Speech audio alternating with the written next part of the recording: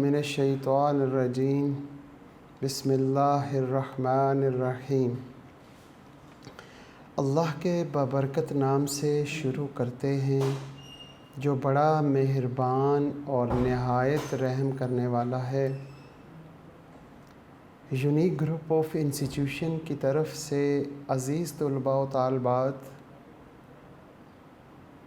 आपके लिए ये ऑनलाइन लेक्चर्स ताकि आपकी तालीम और तरबियत हो सके आप तक प्रोवाइड किए जा रहे हैं और मैं हूँ प्रोफेसर राजा वाजिद अली।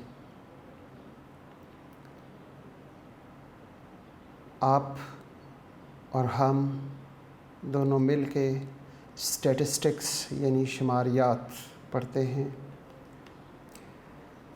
शुमारियात टेक्स्ट बुक से हम पढ़ रहे हैं, जैसा कि सब बच्चों को मालूम है। इसके चैप्टर नंबर 10 नॉर्मल डिस्ट्रीब्यूशन हम कर चुके हैं, कंप्लीट हो गया है। इसके बाद 17 चैप्टर भी हमने लास्ट लेक्चर में कंप्लीट कर लिया है। इसके साथ साथ हमने चैप्टर 14 जिसका नाम रिग्रेशन और कोरिलेशन है उसे हमने स्टार्ट किया है। रिग्रेशन और कोरिलेशन का चैप्टर बिल्कुल नॉर्मल डिस्ट्रीब्यूशन की तरह इंतहाई अहम चैप्टर है। 85 मार्क्स में से ये दो चैप्टर्स मिला के आपके 45 मार्क्स दिला सकते हैं। यानी कि अगर आप ये दो चैप्टर अच्छे तरीके से कर लें, जो नॉर्मल डिस्ट्रीब्यूशन हमने किया और जो अब हमने चैप्टर स्टार्ट किया, उसकी भी दो एक्सरसाइजें थी, इसकी भी दो एक्सरसाइजें हैं। एक दफ़ा मेथड समझ आ जाए, फार्मूले याद हो जाएं, तो ये सारा का सारा चैप्टर इंतहा से ज़्यादा आसान लगेगा इंशाअल्लाह आपको। बस थोड़ा सा बोरिंग का काम जो है वो हम डेफिनेशंस करते हैं। स्टैट्स के बच्चों को डेफिनेशन या अंग्रेज़ी पढ़ने से काफ़ी प्रॉब्लम होती है और कोशिश कर रहा हूँ कि बेहतर से बेहतर किया जाए, आप लोगों के लिए आसान से आसान एग्ज़ाम्पल्स और डेफिनेशंस सेलेक्ट करके वो आप तक प्रोवाइड की जाएं ताकि आपकी मुश्किलात आसान हों, आसानी से याद कर सकें। हम लास्ट लेक्चर की बात को कंटिन्यू करते हुए, क्योंकि हम हस्ब मामूल अपने लेक्चर का आगाज़ एक तरबीहती अल्फाज के साथ करते हैं, तो लास्ट में आपको बता रहा था कि हम तरक्की की तरफ क्यों नहीं जा पा रहे। उसकी एक रीज़न मैंने बताई थी, वालिदैन की इताअत और फरमाबरदारी छोड़ी हुई है। वालिदैन का दिल खुश करना छोड़ा हुआ है, उनका दिल हमसे तंग है, जिसकी वजह से हम कामयाबियों की तरफ, उरूज की तरफ परवाज़ नहीं कर पा रहे हैं। इसके साथ साथ एक और नुक्ता था, वो मैंने आपसे वादा किया था कि नेक्स्ट लेक्चर में डिस्कस करेंगे। वो नुक्ता ये है कि आज मेरे माशरे में, मेरे माहौल में तालिबे इल्म, बच्चे, स्टूडेंट्स, क्योंकि जो बच्चे वालिदैन की इताअत और फरमाबरदारी नहीं कर रहे या कर रहे हैं, लेकिन इसके बावजूद यहाँ पर एक सोच पैदा की गई है और इस सोच पर तकरीबन 25 से 30 साल मेहनत की गई कि यहाँ के रहने वाले लोगों के जहनों में ये किस तरह बात बिठाई जाए, किस तरह बात इनके जहनों में डाली जाए।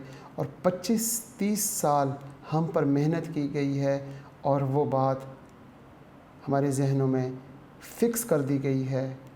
और जो कोशिश कर रहे थे हमारे माहौल को ख़राब करने के लिए, हमारे उरूज को ज़वाल में बदलने के लिए, वो अपनी कोशिशों में कामयाब हुए, क्योंकि हम एक ना थे।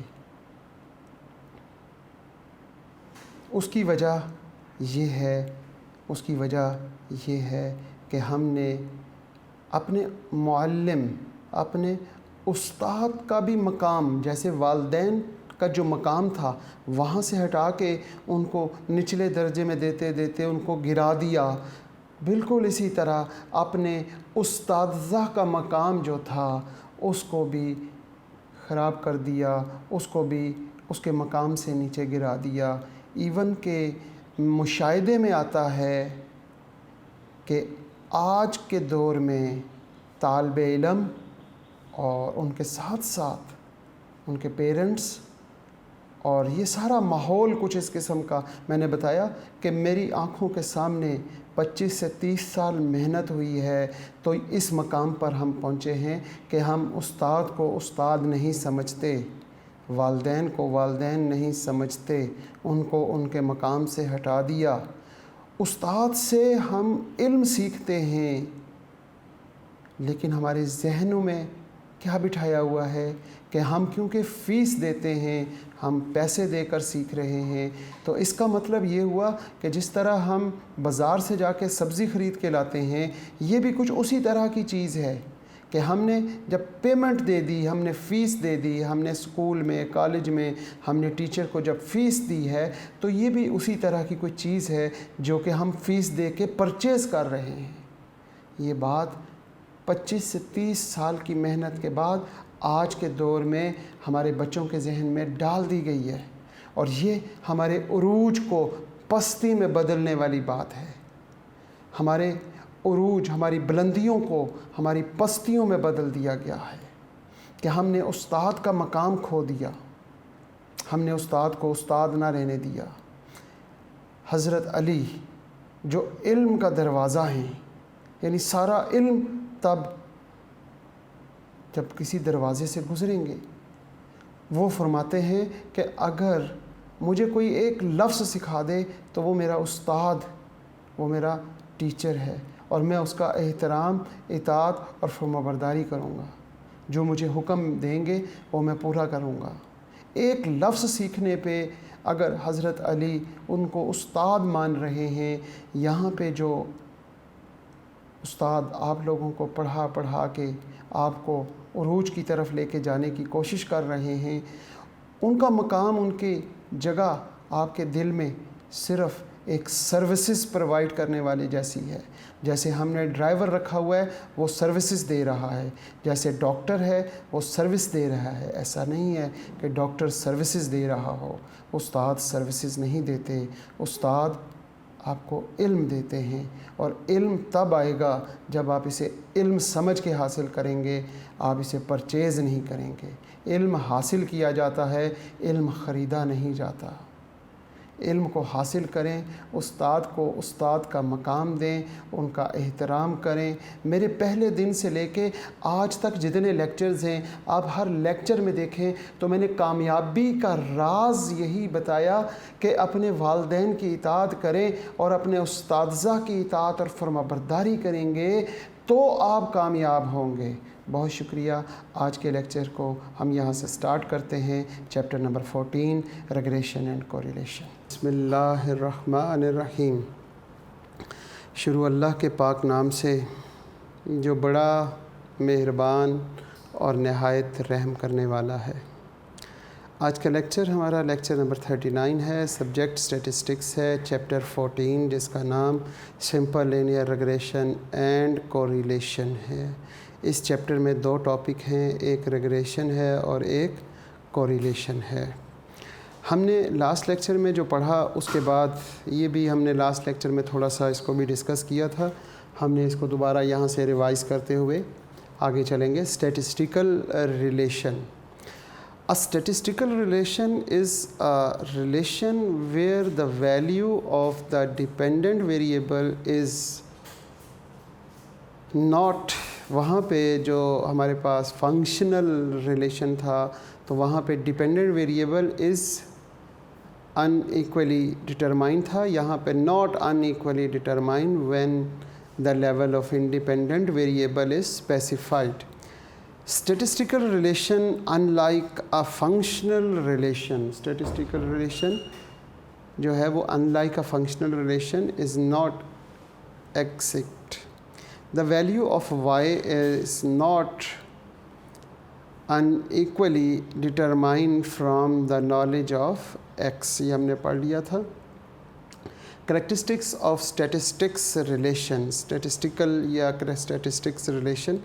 The observation when the plotted on a graph वैसे ही हमारा वो जो फंक्शनल रिलेशन था उसमें भी हमने प्लॉट किया था ग्राफ पे, डू ऑल फॉल्स थे वहाँ पे, यहाँ पे do not all fall directly on the line और curve of the functional relation, statistical relation, sorry. Next है जी स्कैटर डायग्राम। ये बहुत अहम है।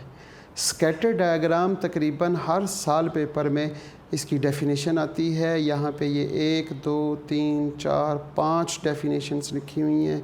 इनमें से कोई भी डेफिनेशन आपको याद हो, आप वो डेफिनेशन आप वहाँ पे लिख सकते हैं, आपको मिल जाएंगे अच्छे खासे मार्क्स। साथ इसके एग्ज़ाम्पल साथ लिख देंगे, जैसे किसी को न्यूमेरिकल में इसकी एग्ज़ाम्पल आती है तो वो भी समझा दूँगा आपको।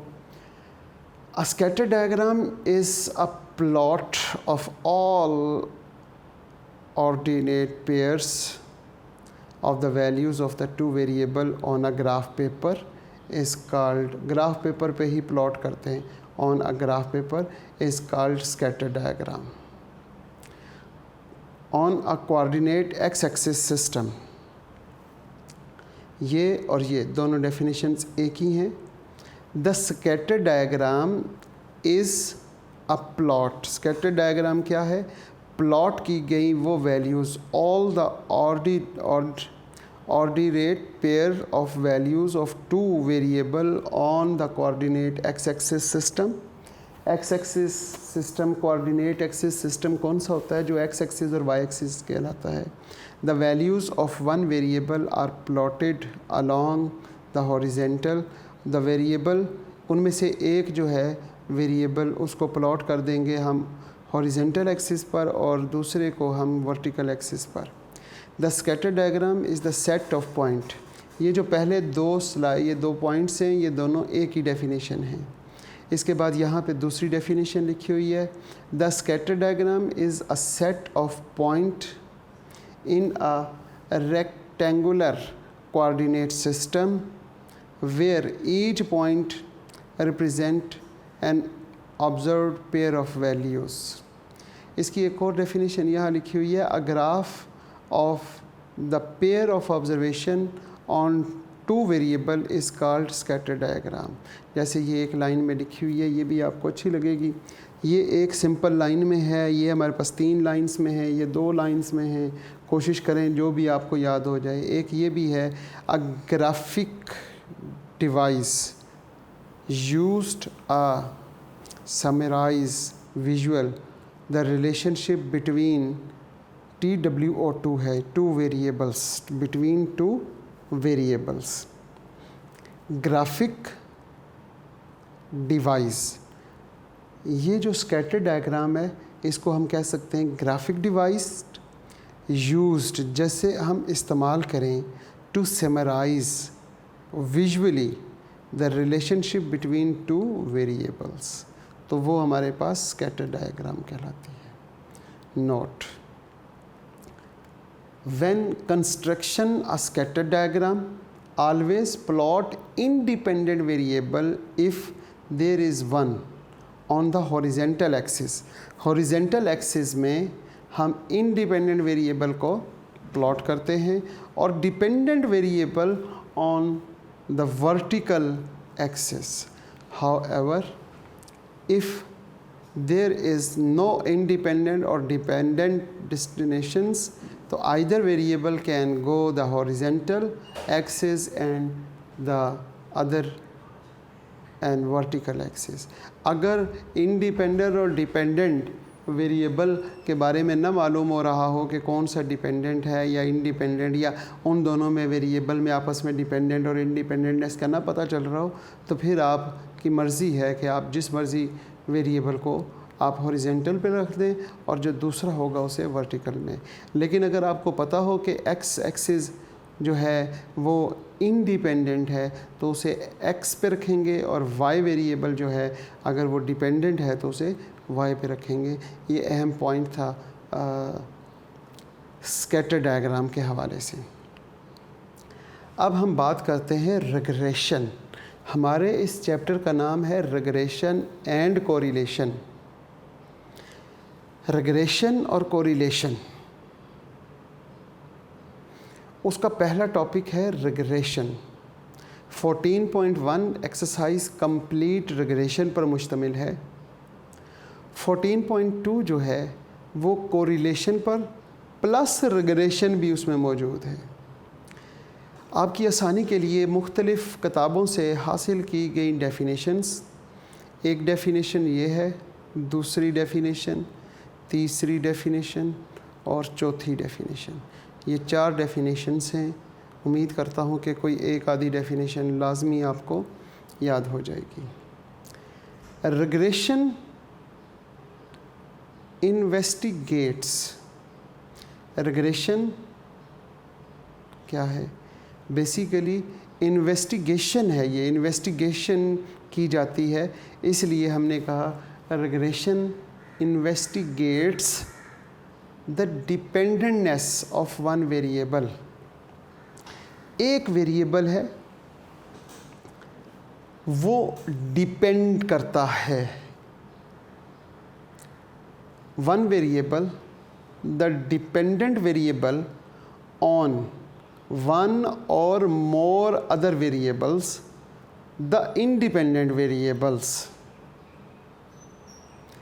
Regression investigation basically है the dependentness of one variable, dependentness of one variable, the dependent variable on, ये on का लफ्ज़ आपने याद रखना है कि dependent variable ऑन हो रहा है किस पर? वन और मोर अदर वेरिएबल्स। एक वेरिएबल हो सकता है या एक से ज़्यादा वेरिएबल हो सकते हैं, वो उस पर ये ऑन होगा। और वो वेरिएबल जो ऑन हो रहे हैं वो कौन से हैं? वो इंडिपेंडेंट वेरिएबल होते हैं। एंड प्रोवाइड एन इक्वेशन, इस तरह करने से हमारे पास एक इक्वेशन प्रोवाइड होती है टू बी यूज्ड, फिर उस इक्वेशन को हम इस्तेमाल करते हैं फॉर एस्टिमेटिंग और प्रिडिक्टिंग। हम एस्टिमेट और प्रिडिक्ट करने के लिए उस इक्वेशन का इस्तेमाल करते हैं। द मीन और average value of the dependent variable is the term of non fix value of the independent variable. हमारे पास सीधी और साफ सी बात है, दो या दो से ज़्यादा वेरिएबल हैं। अगर दो वेरिएबल हैं तो एक उनमें डिपेंडेंट होगा और एक इंडिपेंडेंट होगा। और अगर दो से ज़्यादा हैं तो एक डिपेंडेंट वेरिएबल होना चाहिए और उसके बाद जितने भी वेरिएबल हों वो सारे के सारे इंडिपेंडेंट हो। तो वो एक जो डिपेंडेंट वेरिएबल है वो ऑन होगा बाकी अदर इंडिपेंडेंट वेरिएबल्स पर। इस तरह करने से हमारे पास एक इक्वेशन मिलेगी। उस इक्वेशन का इस्तेमाल करते हुए हमने एस्टिमेट कर लेना है या प्रिडिक्ट करना है किसे? डिपेंडेंट वेरिएबल को, in the term known as the fix value of the independent variable. जो इंडिपेंडेंट वेरिएबल है वो हमें मालूम होगा, नॉन वो गिवन होगा, फिक्स वैल्यू होगी, उस पर हम डिपेंडेंट वेरिएबल को एस्टिमेट कर लेंगे। ये तो मैंने आपको बेसिक कॉन्सेप्ट समझाया रिग्रेशन के हवाले से कि ये है असल बेस रिग्रेशन की। अब इसी को कुछ डिफरेंट वेज से शॉर्टकट में क्या कहते हैं? Regression is the study of dependency of one variable on the other variables। हमने डिपेंडेंटनेस को चेक करना है एक वेरिएबल का ऑन, इसमें भी आपने देखा ऑन द अदर वेरिएबल्स या वेरिएबल्स। अच्छा, इसमें हमारे पास जो है study, regression is the study, ये इस तरह की पढ़ाई होती है या स्टडी होती है या काम करते हैं कि dependentness of one variable on the other variable, इस चीज़ को देखते हैं। When we predict value of the dependent variable, जब हमें डिपेंडेंट वेरिएबल की वैल्यू को प्रिडिक्ट मालूम करना होता है with the help of one या more than independent variable, it is known as a regression। Regression is the process, ये एक ऐसा अमल है बाय विच वी एस्टिमेट, जिसमें हम एस्टिमेट कर लेते हैं the value of dependent variable on the basis of one और मोर इंडिपेंडेंट वेरिएबल। इस तरह के ये डिफरेंट वेज़ में डिफरेंट वर्डिंग के साथ आपको डेफिनेशंस दी गई हैं। इन्हें आप नोट कर लें, लिख लें, फिर इन्हें याद कर लें, जो आपसे याद होता है पेपर में। रिग्रेशन और कोरिलेशन की डेफिनेशन तो आखिरकार पूछी जाएगी ना। इसके बाद हमारा टॉपिक है curve fitting. Curve fitting, curve fitting क्या होता है? Curve fitting is a process, ये भी एक अमल है of estimating the parameter of the population के पैरामीटर को एस्टिमेट करने का। Regression function from the observed sample, regression function from an observed sample. हमारे पास जो ऑब्जर्व्ड सैंपल हैं उनके मदद से रिग्रेशन फंक्शन बनाएंगे और उस रिग्रेशन फंक्शन से एस्टिमेट कर लेंगे पॉपुलेशन पैरामीटर।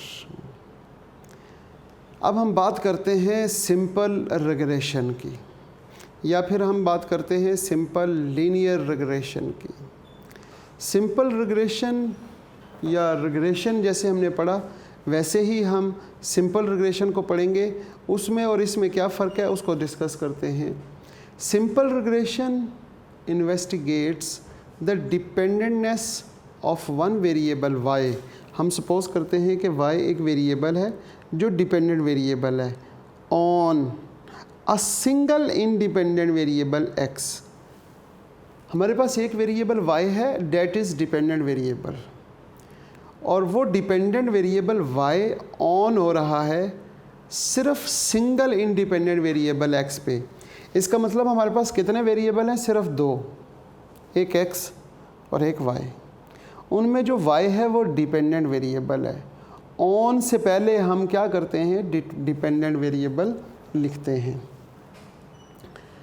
तो y ऑन x करने से क्या होगा? Provide an equation to be used to estimating or predicting the mean or average value of the dependent variable in the term known as the fixed value of the independent variable। वही definition, लेकिन उस definition में regression और simple regression में फ़र्क क्या है? Simple अगर खाली रिग्रेशन होगा तो यहाँ पे on a single independent variable और मोर देन, यहाँ पर लिखा था हमने वन वेरिएबल और more then one independent variable. जब सिंपल होगा तो सिर्फ सिंगल होगा बस, बाकी सारी वही डेफिनेशन है। दूसरी डेफिनेशन जैसे हमने रिग्रेशन की, हमने लास्ट टाइम यहाँ पे पढ़ी थी, रिग्रेशन स्टडीज़। तो यहाँ पे हम बात करते हैं सिंपल रिग्रेशन की। When we study the dependentness of one variable on the single independent variable is called simple regression. इसकी एक और डेफिनेशन है, regression equation that includes one independent variable and one dependent variable is called regression equation. Multiple regression, multiple regression क्या होता है? When we study the dependentness of one variable on two or more than two variable is called multiple regression. जब बात होगी यहाँ पे simple, तो when we study the dependentness of one variable on single variable of dependent variable, on single dependent variable होगा। जब multiple की बात होगी तो ऑन के बाद हम लिख सकते हैं टू और मोर, दो और दो से ज़्यादा जो वेरिएबल हैं वो जब यूज़ हों इंडिपेंडेंटनेस, और ऑन से पहले जो वेरिएबल है एक ही हो, तो उस इस तरह की सिचुएशन को हम क्या कहते हैं? Multiple regression. ये जो दो पॉइंट्स मैं अब आपको बताने जा रहा हूँ, इन दो पॉइंट्स को आप बहुत अच्छे तरीके से नोट कर लें और इनको समझ लें। ये दोनों की दोनों, एक है रिग्रेसर और एक है रिग्रेसेंड, REGRESSAND, रिग्रेसेंड। और दूसरा क्या है? Regressor, REGRESSOR, regressor. ये दोनों के दोनों पॉइंट्स आप बहुत अच्छे तरीके से याद करें, समझें, और इसकी ये डेफिनेशन है। पेपर में ये दोनों डिफ़ाइन करने के लिए आ जाते हैं, एक्सप्लेन या डिफ़ाइन द रिग्रेसेंट एंड रिग्रेसर, या फिर लिखा होता है कि इन दोनों के दरमियान डिफ्रेंशिएट करें, तो यही डेफिनेशन लिख दी जाती है। In regression process the dependent variable is called regressand. वो जो डिपेंडेंट वेरिएबल होता है वो रिग्रेसेंट कहलाता है। It is also called response variable or the predict variable, the predict variable of the dependent variable or explained variable. 1 2 3 4 5 और ये 5 नामों से पुकारा जाता है। इन नामों के रिलेटेड हमारे पास MCQs बने होते हैं। अगर आप MCQs कर रहे हैं मिराजुद्दीन मिर्ज़ा की बुक से, तो आपको बहुत से MCQs इस डेफिनेशन से आपको मिलेंगे। लिखा होगा रिग्रेसेंट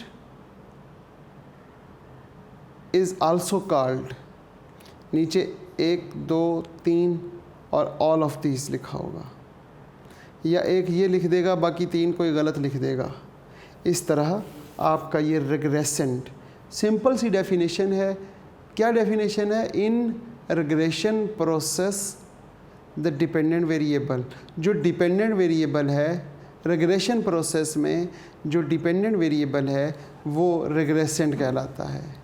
और it is also called response variable, predicted variable, dependent variable और एक्सप्लेन्ड वेरिएबल। इसके बरक्स बात करते हैं रिग्रेसर की। तो रिग्रेसर क्या है? In regression process the independent variable is called regressor. जो इंडिपेंडेंट वेरिएबल होता है वो रिग्रेसर होता है। अच्छा जी, रिग्रेसर होता है। It is also called predictor variable और it is also called independent variable. It is also called controlled variable और एक्सप्लेनेटरी वेरिएबल। ये भी इसी तरह बहुत अहम है, इसको भी आप अच्छे तरीके से याद कीजिएगा, समझिएगा, क्योंकि ये हर साल पेपर में आते हैं। इसके साथ साथ हम आगे चलते हैं और वो है regression analysis. The technique used to develop the equation and provide the estimates is called regression analysis। ये सिंपल सी डेफिनेशन है कि वो टेक्निक जिसको इस्तेमाल करते हैं डेवलप द इक्वेशन बनाने के लिए and provide the estimate is called, और वो इक्वेशन हमें प्रोवाइड करती है एस्टिमेट फाइंड करने के लिए, इज़ कॉल्ड रिग्रेशन एनालिसिस। इसके साथ साथ हम देखते हैं लीनियर रिग्रेशन, एक सिंपल रिग्रेशन, एक सिर्फ रिग्रेशन, फिर उसके बाद सिंपल रिग्रेशन, और फिर उसके बाद हम बात करते हैं लीनियर रिग्रेशन की। Regression analysis involving one independent variable and one dependent variable.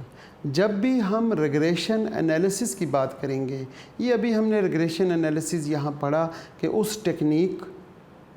जिस टेक्निक को इस्तेमाल करते हुए हम इक्वेशन डेवलप करते हैं और वो इक्वेशन प्रोवाइड करती है द एस्टिमेट्स, तो उसको हम रिग्रेशन एनालिसिस कहते हैं। यही रिग्रेशन एनालिसिस की बात करते हैं। Regression analysis involving one independent variable and one dependent variable, in which the relationship between the variable is approximated by the straight line is known as linear regression।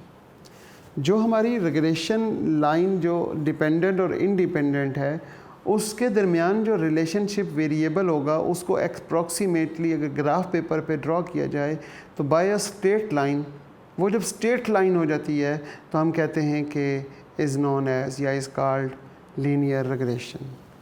इसकी दूसरी definition अगर हम पढ़ें तो इफ़ द सिंपल रिग्रेशन, क्योंकि ये तो हमने टोटल रिग्रेशन की बात की है, सिंपल रिग्रेशन में क्या डिस्क्राइब होता है, the dependentness of the expected value of the dependent variable y as a linear function of the independent random variable of x. Then the regression is called linear regression और simple linear regression. उसको linear equation या linear regression भी कहते हैं और इसके साथ साथ उसे सिंपल लीनियर रिग्रेशन कहते हैं। यहीं पर आज के लेक्चर का इख्तिताम करते हैं और उम्मीद करता हूँ कि ये डेफिनेशंस और ये सारा कुछ आपको समझ आ रहा होगा। इस दुआ के साथ कि अल्लाह पाक आप सारे के सारे बच्चे जहाँ रहें सदा खुश रहें, सलामत रहें, सेहत वाली ज़िंदगी अल्लाह अता फ़रमाए और ईमान वाली ज़िंदगी अता फ़रमाए। आपके वालिदैन का साया ता क़यामत आप पर कायम व दायम रहे। आपको वालिदैन और उस्ताज़ा के इताअत और फरमाबरदारी की तौफ़ीक़ अता फ़रमाए। सारी ज़िंदगी ईमान के साथ साथ आखिरी लम्हा जब आए तो ज़बान पे ए अल्लाह हमारी कलमा जारी फरमा दे, ताकि हमारी सारी ज़िंदगी ईमान पर गुज़री और आखिरी लम्हे हमारा ख़ात्मा भी ईमान पर अता कर दे। आमीन। अल्लाह हाफ़िज़।